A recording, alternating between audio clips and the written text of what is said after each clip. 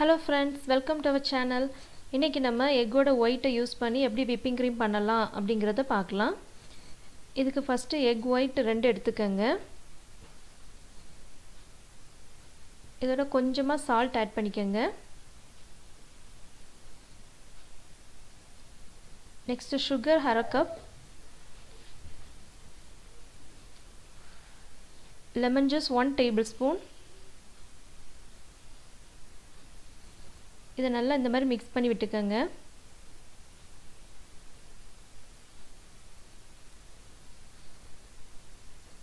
நல்லா இந்த மாதிரி mix பண்ணி விட்டுட்டு நம்ம ஒரு பவுல்ல வந்து தண்ணி நல்லா கொதிக்க வைக்கணும். சோ தண்ணி நல்லா கொதிச்சதுக்கு அப்புறமா இப்போ mix பண்ணி வச்சிருக்கோம்ல அந்த மிக்ஸர் அத வந்து டபுள் பாயிலிங் மெத்தட்ல ஹீட் பண்ணிக்கணும். இத வந்து ஒரு 1 to 2 minutes நல்லா இந்த மாதிரி கிண்டி விட்டுக்கங்க. அதுல இருக்க அந்த சுகர் எல்லாம் டிசால்வ் ஆகணும். ரொம்ப நேரம் குக் பண்ண விட்டுற கூடாது. சோ ஓவர் குக் ஆயிடும். ஒரு 2 minutes கழிச்சிட்டு நீங்க வந்து எடுத்துறலாம். இப்போ இதோட கொஞ்சமா வெனிலா எசன்ஸ் ஆட் பண்ணிக்கங்க. நெக்ஸ்ட் நம்ம ஒரு 5 to 7 minutes நல்லா பீட் பண்ணிக்கணும்.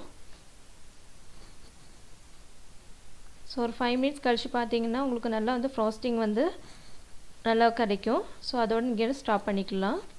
அவ்வளவுதான், ரொம்ப ஈஸியாவே உங்களுக்கு வந்து வீட்ல நீங்க whipping cream பண்ணிக்கலாம். சோ இதோட ஒரிஜினல் நேம் பாத்தீங்கன்னா ஸ்விஸ் மெரங் சொல்வாங்க. பாத்தீங்கன்னா நம்ம வீட்ல இருக்கிற திங்ஸ் வச்சே ரொம்ப ஈஸியா ஒரு whipping cream ரெடி பண்ணிட்டோம்.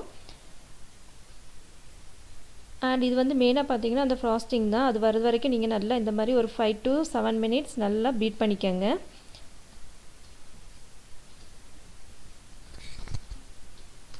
இப்போ பாத்தீங்கன்னா உங்களுக்கு whipping cream ரெடி ஆயிடுச்சு.